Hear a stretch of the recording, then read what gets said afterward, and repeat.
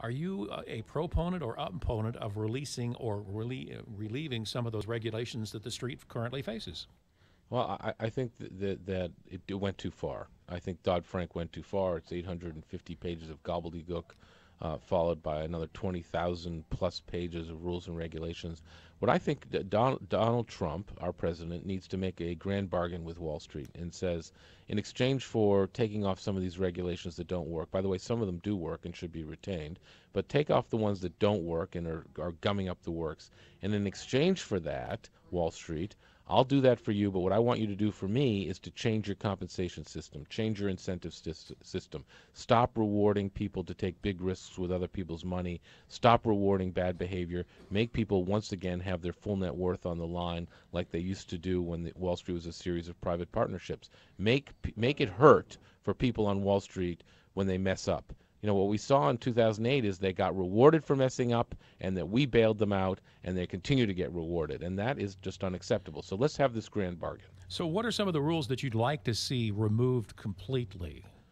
Well, I think I mean, without getting too technical, Sure. I think that there are too many rules that penalize the banks for making loans to companies that are less than investment grade. And the backbone of this country are businesses that are frankly less than investment grade. Yes, I mean, everybody talks about the GEs or the Boeings of the world or the McDonnell Douglases of the world, but the truth is that a lot of businesses are small and medium-sized businesses. They need capital to grow and to hire more people and to pay them more. And basically, since Dodd-Frank came along and the credit pendulum swung back after the financial crisis, it's harder and harder for those small and medium-sized companies to get the capital they need because banks are charged big capital charges for making those loans, and that's just nuts.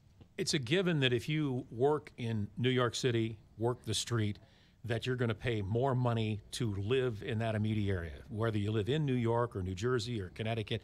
And as a result, there's a high cost of living, and the people who work the street are compensated well for doing that.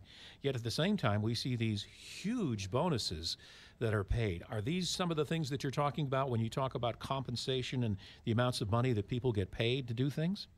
Yes, yes. I firmly believe, look, I worked on Wall Street for 17 years. I basically am a beneficiary of that compensation system, but it makes no sense. And not necessarily because of how much people get paid, although they bankers and traders do get overpaid relative to many other important professions. But my concern is that they don't have any skin in the game anymore. They don't have any accountability for the things that they do when they go wrong. And so many things went wrong that they did in 2007 and 2008 that they were not held accountable for. And that's just unacceptable. This is William Cohen, who has written Why Wall Street Matters. As you heard him say, he worked on the street. He's a proponent in a roundabout way of what Wall Street does for any number of reasons.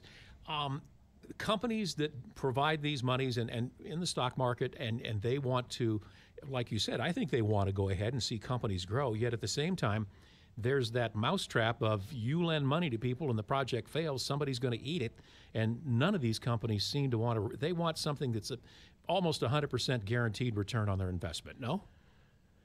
Well, look, I mean, bankers lending somebody money is an act of faith, right? I mean, you know, the word credit is derived from the Latin credere, which means to believe. So when you lend somebody money, you believe you're going to get it paid back, and that's a beautiful thing. And you know, the credit pendulum swings, you know, from tight to easy, and now we're at tight again. But that's, you know, unfortunately, we need to ease that up so that people are willing to take the risks. Bankers are willing to take the risk by lending to small and medium-sized businesses so those businesses can have the capital they need to grow. And yes, we have a bankruptcy system, and sometimes companies fail, and when that happens, creditors often don't get paid back. But that's also a good thing. That's the way the system works and repairs itself. And so, you know, it's a beautiful machine. The way we get this capital to people who want it from people who have it is a beautiful machine. When you throw sand in it like Dodd-Frank does, you gum it all up, you make it difficult for it to work, that hurts the American people. That's why we're condemned to this relatively slow growth where people are concerned about not having high-paying jobs or jobs that they want. And I think the time has come to change that and to have that debate, and that's why I wrote the book. Too big to fail, yes or no? No, banks should not be a bank. If like any other business, if a bank makes bad decisions, the bank should go under, and the people who made those decisions should feel it in their pocketbook. That's my point about the change in the compensation system. Forget too big to fail. It's stupid. It makes no sense. It's against everything that we believe in. It's against what happens with other companies when they go bankrupt. Nobody's talking about a company that goes bankrupt that made bad decisions should go bankrupt. That's the way the system works. And out of those ashes, something will rise up.